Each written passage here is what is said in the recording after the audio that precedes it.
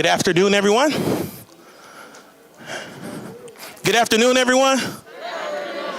So excited to welcome you all here to the city of Grand Rapids today as we have this conversation, this opportunity to meet and greet with the staff of Cure Violence Grand Rapids. Can you clap it up for them today? I'm so excited for them. It's a big day for them. My name is Brandon Davis, and I have the privilege of serving as your Director of Oversight and Public Accountability. We are excited about this work, and we know it's going to make great change in our community. As we kick off today, I want to welcome our city manager, Mark Washington, who's going to come and have a few remarks. Put your hands together for him as well.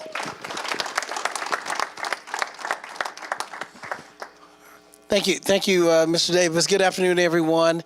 This is a great day for the city of Grand Rapids. It's a day that gives me hope for a safer community, and knowing that not only we have the presence of our men and women that are sworn in law enforcement, but we also have significant community partnership, particularly with the people that are in front of me. And I want to thank the Urban League for their support and partnership. I want to thank our Office of Oversight and Accountability, Public Accountability. I want to also thank our City Commission for supporting this effort, investing in it. And I see tonight with us are Commissioner Sunita Lanier and Commissioner Melinda Asasi in the back of the room. Thank you for your support in this effort.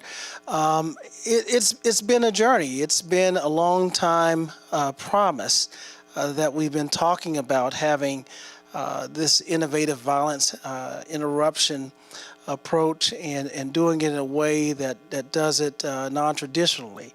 And so I'm looking forward to it. I appreciate the police chief, Eric Payne, being here tonight and his voice support for this. This is important to the city, and you're going to do phenomenal things. You're going to transform the lives of people and give them an opportunity to live in their fullest potential. And I thank you in advance for what you're going to do and how significant and how purposeful this is. And I had a chance to meet some of the violence interrupters prior to the meeting, and I'm just looking forward to learning more about your own stories and as you share those stories with members in our community.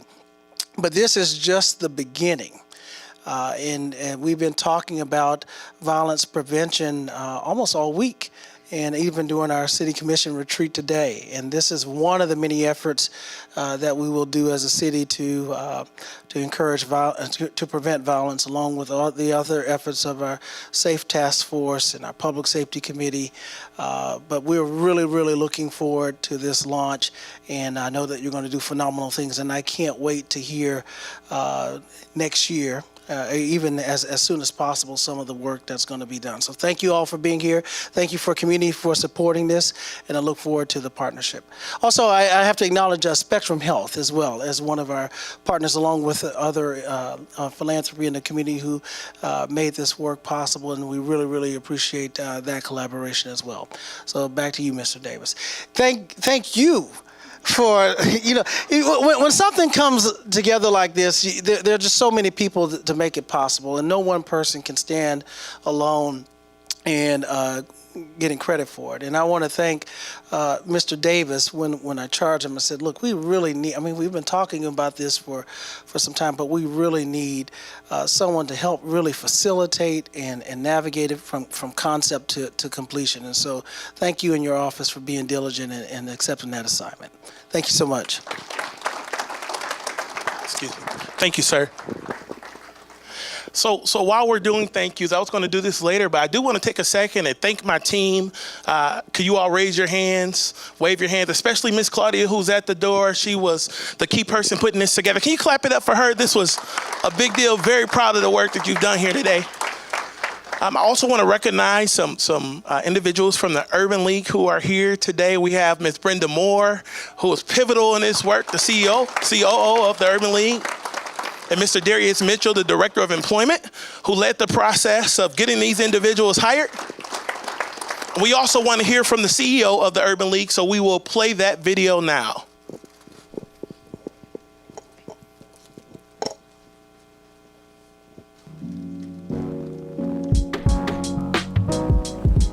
Hello, my name is Eric Brown. I'm President and CEO of Urban League of West Michigan.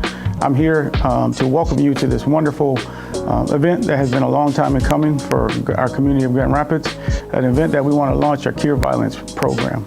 This is a global program or initiative that aims at curing violence through a healthcare approach. It's an approach that interrupts violence, that performs outreach, and then works to change the community norms in which that violence occurs so that we have reduced violence. It's been shown to reduce violence between 40 and 60% in other locations, and we're hoping to have that same measure of success here in Grand Rapids. This is a program that would not be here if it wasn't for the work of our city, our wonderful city, City of Grand Rapids. So we're excited to be partnering with the City of Grand Rapids and our other foundations that have contributed to these efforts. Those things are important. However, this program would not be able to be successful without the trusted members of the community that we've employed to be our violence interrupters and our outreach workers and our program coordinators and site supervisors.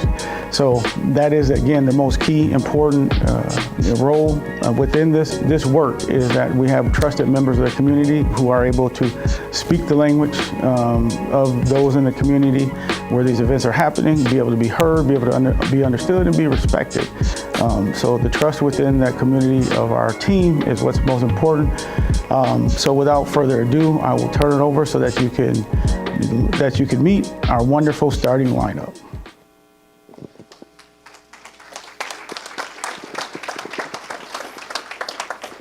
We're grateful for those words of welcome. At this time, we're going to have a quick conversation with Mr. Tanky. It sounds strange to say that because we call him Rock, but he's joining us virtually from Chicago. Can you hear us, sir? Yes, I can hear you. Well, welcome today. Can you introduce yourself to everyone and tell them what you do? Yeah, I'm Joaquin Tanky. Everybody call me Rock. I'm a national trainer for Cure Violence Global. And we come in and we partner with the community-based organization, which is Urban League. And thank you guys a lot. Like, first of all, thank everybody. It takes so many components to make this work, and if I mention you or I don't mention you, I'm not trying to slight you or anything like that. I just really respect the work and the things that the community is doing, because it's all about the community. We don't come in the community and bring anybody in. We work within the community. We teach the community we teach the community alternative means other than violence to solve problems, and we do behavior changes and things like that. Like violence interrupters, they're credible, respected people in the community. And the thing is all about relationships. Before you pick up that gun and shoot it in that crowd of people and kill that little girl, please call me. Call me and let's talk about it first before you make that brash decision. And if you come from these communities and you have the respect and things of that nature, you can make a difference, and we have outreach workers that do long-term work. We're not coming in these communities, and just we here today and gone tomorrow. This takes consistency. It takes caring. It takes you to be, to roll up your sleeves and get in these communities and do the work. It's all about the work. It's all about the relationship. So when you can get in here and start changing people's mindset, and violence is not the end all. Violence doesn't get your respect. When we change community norms and things like that, violence make you lose your respect. We don't respect you because you kill somebody in the community. We get together and we say, this is not acceptable, and it has to be the voice of the community, not just the Urban League, not just Cure Violence or multiple, but it has to have a whole community buy-in, because that's what works. It takes the community to save the community. So you have to really have the community buy-in, from the highest risk to store owners to the grandmother that lives on the block, because we all have a social responsibility. We all have a social responsibility to our community. And if you take the stance of, well, it didn't happen to me, you just waiting until it happens to you. So it's all about the community and getting in there and teaching the community the skills that they need to stop this violence, stop this unnecessary violence. It's like I always say, I'm from Chicago, and, we got a rough city, but I always say, like, violence is not a Chicago problem or a Grand Rapids problem. It's a human problem. It's something wrong with the human psyche that we have to resort to violence or feel like we need to resort to violence to gain respect or things like that. But those are community norms that need to be changed. It's a mindset. It really all comes down to, it's a mindset. And if you can change the mindset, then you can change the results. And a lot of these people in these communities don't like to live like this, but it's the way it is in their minds. It's the way it is. If I let you get away with something, today, then tomorrow the next person to do it, or tomorrow the next person to do it. And we're just trying to break up that mindset, because in the long term, no matter what, if you don't change the mindset, you're not going to change the situation. So that's what it gets down to. And, I've never went to any of these communities and not seen change. Like, if you work the model to fidelity and things like that, I've never seen not big changes, because you have people from the community that's of the community that may used to have that same walk of life, and they're living, breathing examples of change. So, I always tell people, our violence interrupter, our outreach workers and things like that, we're our first participants. We're living, breathing examples of change. So when you can get in these communities and, you already have the relationships with the highest risks, and you already know these people, and you can get to them and talk to them and things like that. It's just all about relationships, so I give all the credit to Grand Rapids, and all the entities that make this happen, because, I can show you best case practices, but I can't go into Grand Rapids and talk to anybody because I don't know anybody. It has to be from the community. So, I've been there with the Grand Rapids team, and Steve and Jamar and Darius and Brandon, and, these guys get it and their hearts is in it. So I know they're going to do great things, because, just like the person that get up with a gun every day on them, he on a mission, we on the same mission. We on the same mission to stop you from shooting that gun, and if like I always say, with the violence interrupters, we try to get out in front of things. My best case scenario is stopping it before it happens. It's a lot of things that brew around in these communities that, they got into it with at the club last week and they at each other. No, let's get to them and talk to them. We're not going to sit back and watch it happen and then come and clean up the carnage. No, we trying to get out in front of these things and stop them before they ever happen, in a perfect world. And if that doesn't happen and some things happen, we can get in there and mediate, to stop the retaliation and the senseless back and forth and things like that. But it's all about the community. I can't stress that more. It's about the community. The community has to get in there and, shooting responses, and I could go on and on about the things. Well, Rock, I can't let you go on the day, Yeah, but no, I appreciate what you're saying, sir. I want to ask you a couple of questions in the interest of time. Can you tell us about some of the cities that you have worked with and some of the results you all have seen there? Yes. Currently, I've been doing some work with St. Louis. We're Greensboro, Charlotte. We're trying to launch some things in Winston-Salem. But one thing that I like to say is that, every place is unique in its own way. So I never try to say, well, this happened in Chicago, and, because Chicago is unique in its own dynamics, the same way that Grand Rapids is. But if you work the program the way it's supposed to be worked, and you get in there and you have the right people with the right relationships, you're gonna get the right results.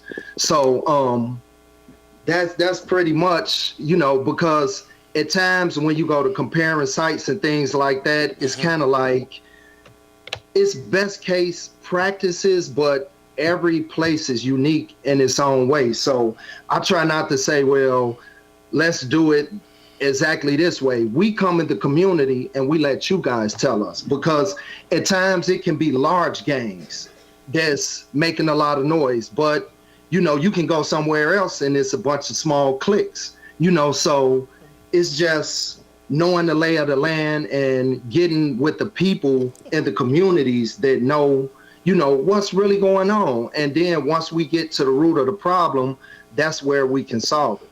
So, Rock, the team told me to tell you we got to land the plane, and you will know what that. Oh, yeah, land the plane. Okay, so I have one final question for you. You talked a lot about following the model, and if you work the model, it works. Can you explain for the benefit of those in here who might not understand the model, what it looks like? Well, we have, like I was saying, violence interrupters, outreach workers, and we do behavioral changes.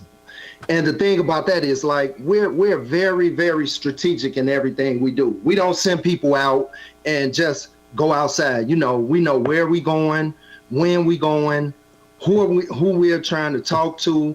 You kind of do everything from a strategic advantage. So we do daily briefings. You got outreach workers and violence interrupters. They come back and they do a daily briefing. They're going to log what went on in the community, what happened, who they talked to, did they do any mediations, did they, we want to keep our finger on the pulse. If something happened, what's going on? Did you do a follow-up? Did you check in with them? Did you talk to this side? What did this side say? So it's very, very strategic, and it's, you doing your paperwork, you doing your daily briefings, your weekly briefings, your site supervisors checking in on it, and we're staying consistent. That's the biggest thing, consistency. You may do a mediation, talk to somebody, and they can agree.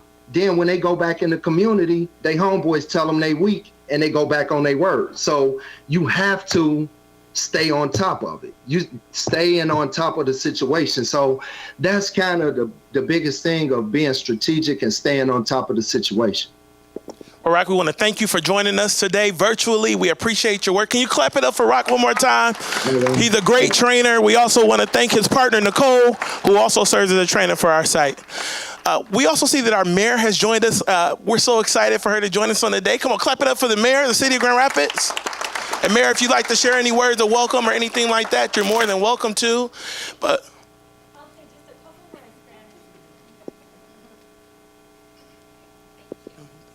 I really want to say how awesome you are.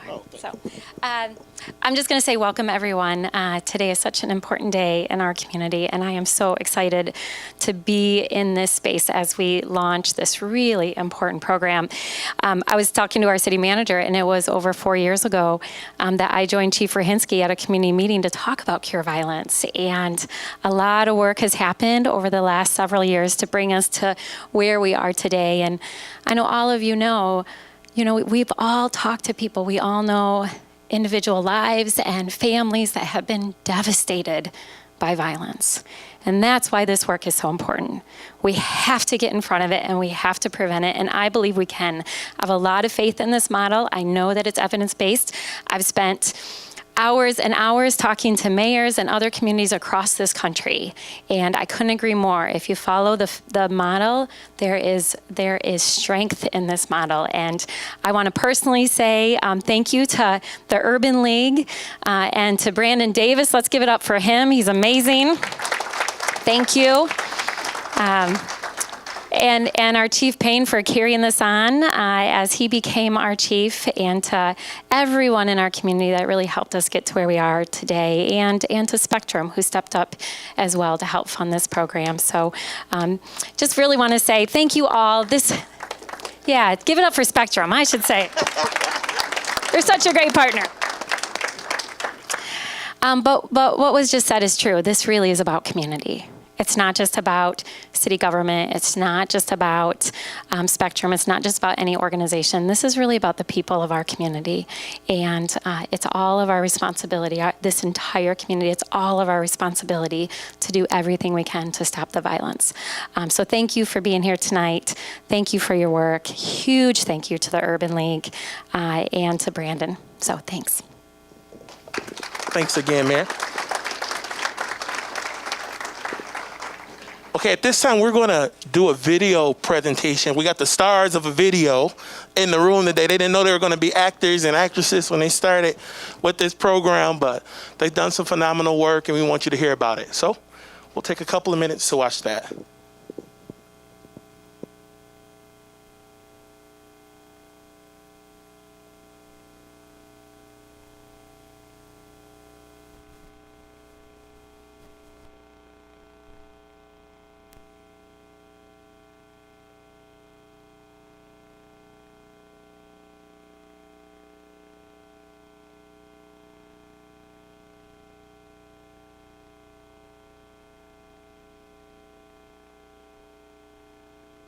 Hi, I'm Brandon Davis, and I have the privilege of serving as your Director of Oversight and Public Accountability here in the city of Grand Rapids. Today, I get to talk to you about an exciting program that we've implemented here, Cure Violence. Now, many of you may have heard of Cure Violence in your neighborhoods or at your churches. You may have seen posts about it on social media. You may have heard about it in the news or been talking about it with friends and family. And you might be asking the question, what is Cure Violence? Well, Cure Violence stops the spread of violence by using the methods and strategies associated with disease control. It takes a health-based approach to detecting and interrupting conflicts, identifying and treating the highest risk individuals, and changing social norms. When we talk about detecting and interrupting social conflicts, we're talking about detecting and interrupting potentially violent conflicts. What happens is trained violence interrupters and outreach workers prevent shootings by identifying and mediating potentially lethal conflicts in community, and they follow up to ensure that that conflict does not reignite. They prevent retaliations. Whenever a shooting happens, trained workers immediately work in the community and at the hospital to cool down emotions and prevent retaliations, working with the victims, friends, and family of the victim, and anyone else who is connected with the event. They mediate ongoing conflicts. How do they do it? Well, workers identify ongoing conflicts by talking to key people in the community about ongoing disputes, recent arrests, recent prison releases, and other situations. And they use mediation techniques to resolve them peacefully. We always say, keep conflicts cool.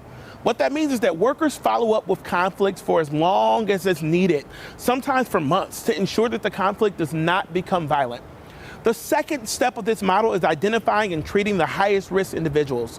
Trained, culturally appropriate outreach workers work with the highest risk to make them less likely to commit violence by meeting them where they're at, talking to them about the cost of using violence, and helping them to obtain social services they need, such as job training and drug treatment.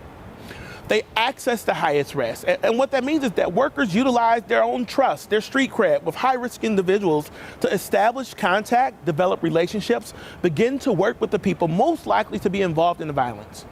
And they change behaviors. Workers engage with those high-risk individuals to convince them to reject the use of violence by discussing the cost and consequences of violence and teaching alternative responses to situations. They don't stop there, though. They provide treatment. Workers develop a caseload of clients who they work with intensively, seeking clients several times a week and assisting with their needs, such as drug treatment, employment, leaving gangs, or other types of socioeconomic issues they may face. They mobilize the community to change norms. Workers engage leaders in the community, as well as community residents, local business owners, faith leaders, service providers, and the high risk by conveying the message that the residents, groups, and the community do not support the use of violence. And they respond to every shooting in the target area. Whenever a shooting occurs, workers organize a response where dozens of community members voice their objection to the shooting. When we talk about organizing community workers, they coordinate with existing and establish new block clubs, tenant councils, and neighborhood associations to assist in making change in our communities. They spread positive norms. This program distributes materials and hosts events to convey the message that violence is not acceptable. The City of Grand Rapids is thrilled to work with our community and our community partners, including but not limited to the Urban League of West Michigan and Spectrum Health, to bring Cure Violence to Grand Rapids. Special thanks to our city manager for his leadership and to our mayor and city commission for your investment in this work. The City of Grand Rapids is committed to being a place where all people feel safe and are safe at all times in our community. And we know that Cure Violence is a community solution that will help us fulfill that objective. Now let's hear from the individuals that make up our Cure Violence team. I wanted to be an outreach worker because I have a true heart for helping individuals reach the goals that they want, making a 180 in their life, switching from one lifestyle to another lifestyle. I have a passion for just seeing people change in general. We are the bridge between the resources and the violence interrupters. So basically like a mentor, big brother, big cousin, uncle, father, somebody who cares, or just a blessing. I decided to be a violence interrupter because I can relate to a lot of those situations. Me being a victim of gun violence myself. I'm a product of the southeast side of Grand Rapids. I'm from the Wealthy Street area. I've been affected by violence, drug addiction. I mean, everything that brings poverty, I've experienced it. So I just got tired of feeling that way, got tired of seeing it, and I just decided one day, we all say the world should change and our city should change and our state should change. And I just believe that change started with me, so I started to change myself first. It's inspiring for me to be able to talk to people that's dealing with those same type of issues in my community. I myself got caught up in the violence here in Grand Rapids, Michigan. I was a violent individual at one point in time, grew up in violence. At the age of 20, I was incarcerated for an armed robbery that led to the shooting death of a victim on the city southeast side here in Grand Rapids, Michigan. And I served 2 years shy of 2 decades in there, 18 years in prison at the age of 20. Now here at the age of 39, I'm home and I'm trying to help save as many lives as possible now. So that's my why behind it. I understand, I'm here, I've been through it, and I'm here to help. Right after high school, got involved with robbing establishments, went to prison for armed robbery, served 4.5 years. During my time in prison, I guess made a paradigm shift, start studying literature, religious literature, and grew hungry of trying to just change my life in general. Got out, went to college, got my bachelor's degree in human resource management, and also am going to be a future law student at Thomas Cooley Law School. I choose to do this work because it's affecting the community where I grew up in, where a lot of my family members are still living, and it has affected me personally. So about 3 weeks ago, my nephew, my oldest nephew, who's closer to me like a child, he was violently murdered within about 3 miles of this location. So that has impacted me, shaking my world up. And I said, if not anything else, I will do it for him. The way I've been impacted by violence, I've lost over 30 childhood friends from gun violence. Had plenty of friends addicted to drugs. So I'm the prime example of I've seen drug addiction and violence firsthand. I've become violent at times. I've been the perpetrator of violence. I've had violence inflicted on me. And violence is a disease, so once you've experienced or come in contact with violence, which is that disease, you're more than likely to give it to someone else. It's important to have our staff from the communities that we are canvassing is because they know their neighbors. They get an automatic almost buy-in by knowing their neighbors. They can talk to the high-risk people in the area. They've had the ability to grow up with these guys. They know most of them. So they're going to have kind of their nose to the ground and be able to hopefully decipher some of the pre-violence before it becomes a shooting. And that's our whole goal, is to make sure we stop the shooting before it starts. Our main question is, what can we do for you? Some might be hungry, some might want to just go out and hang out, go out to eat, some might want to go bowling, some might want to go to the movies. Whatever it is that we can do for you to make your day easier, we are going to do. Grand Rapids needs cure violence because there's a spring, an uproar of violence, shootings, assaults, sexual assaults going on in the city right now. And it's going to take people who can relate to the streets, who can actually talk to some of these people and calm what we see now down, calm it all the way down. It's a big responsibility that I take pride in. So here I am now at the age of 39, and I'm out here really sacrificing my life and really to put everything on the line to help save as many lives as possible. So that's just in part. And they need to hear the stories, the ins and outs. I believe in the cure violence motto because it works. I believe in cure violence because I've been on both sides of the spectrum. When people that come to talk to me and try to tell me to do better, or I should have different things I should do with my life, they were already finished products. Cure violence guys may be on the outside look like we're finished products, but we are the same product of the community we're serving. The things that I did before, it's time to make amends, because at this time, can't nobody else do it but us. There's definitely a light on the other side, and people may not be aware of that light. And so my job is also to, I guess, expose it and let them know that there's something definitely better on the other side than being out here in these streets. I know that we can't save everyone, but even if we can save someone, and I know we can, we need the violence to stop. It's hurting too many families. Too many young people are dying. Their dreams are dying. Of course, if they're not living out their dreams. And I am here to make a change and to stop that and let other youth know that we are here and there is a way to stop violence, and the community is here for that. And we're available any way that we can be. We're here to walk step by step with these individuals at risk and to make their life better and to make our community better.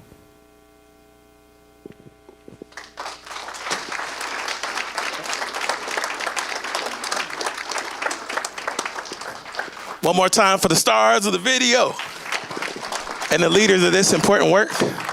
You know, I can't say it any better than they did. So at this time, I want to invite up the staff of Cure Violence Grand Rapids. Why don't you stand by your picture and come on up. Come on, let's celebrate them today.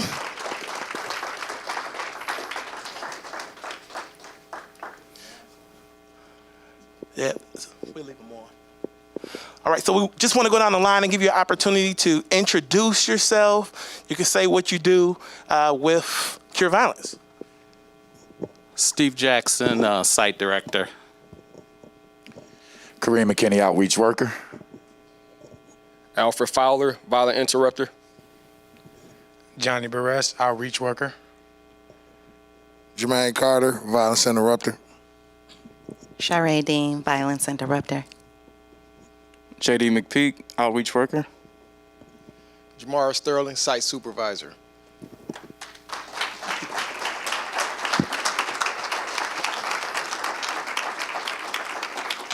So I know this is a big day for all of you. You've been working hard to get to this point. So we're excited for you.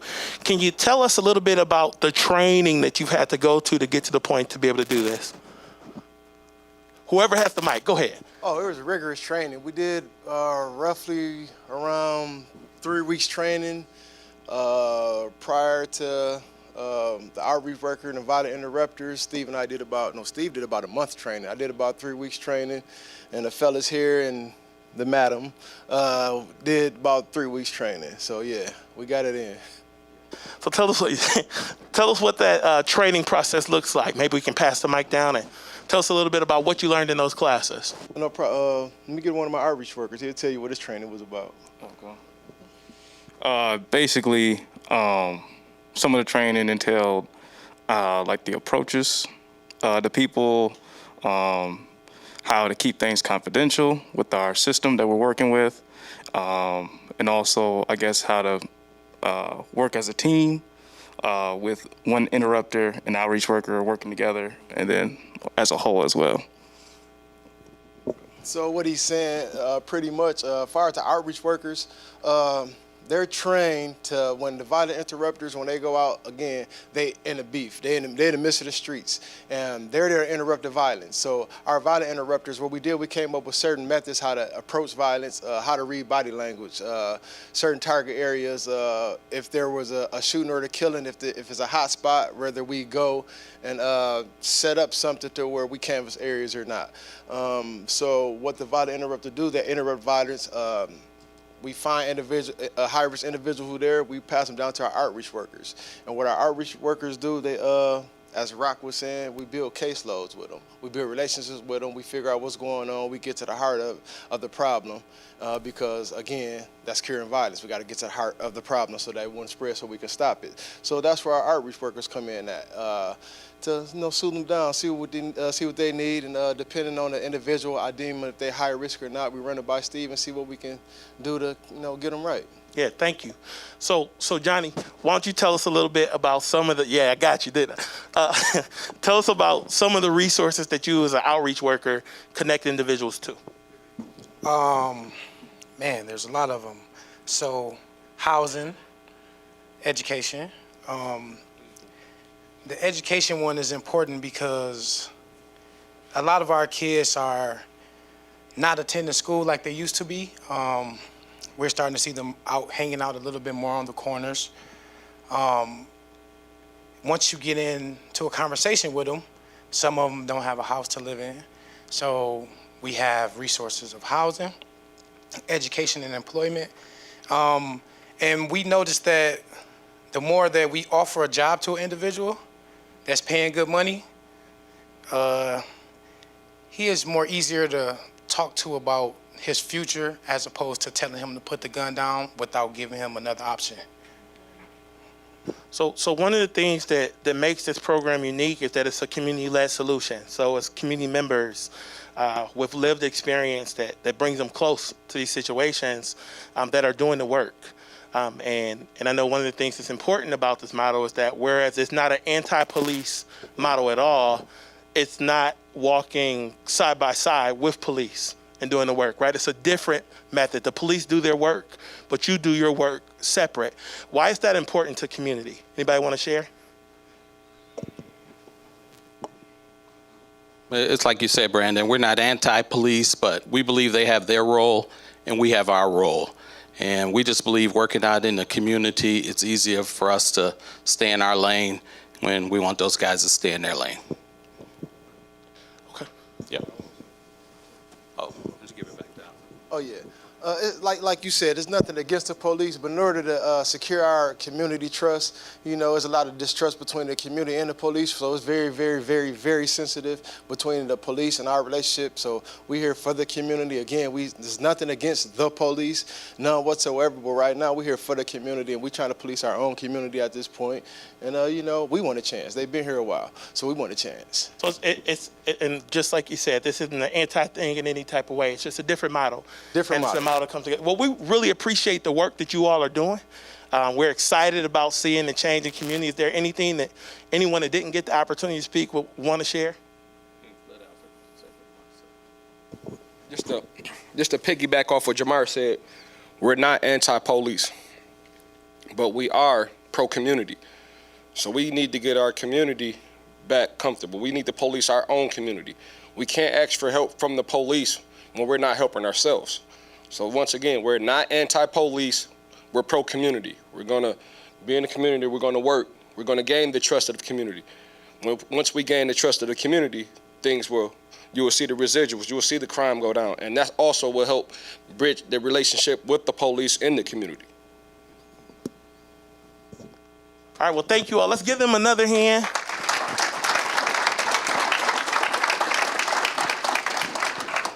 So we want to thank all of you for coming out today to learn more about Cure Violence. We are grateful for all of the staff that did such important work to put this together. Special shout out to Serena Johnson from our communications team who put that video together. Can we clap it up for her as well? to the rest of the communications team who's working now.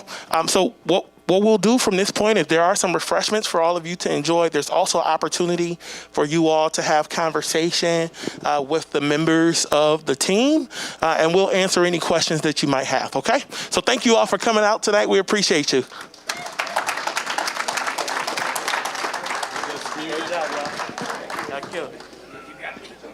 Just muted.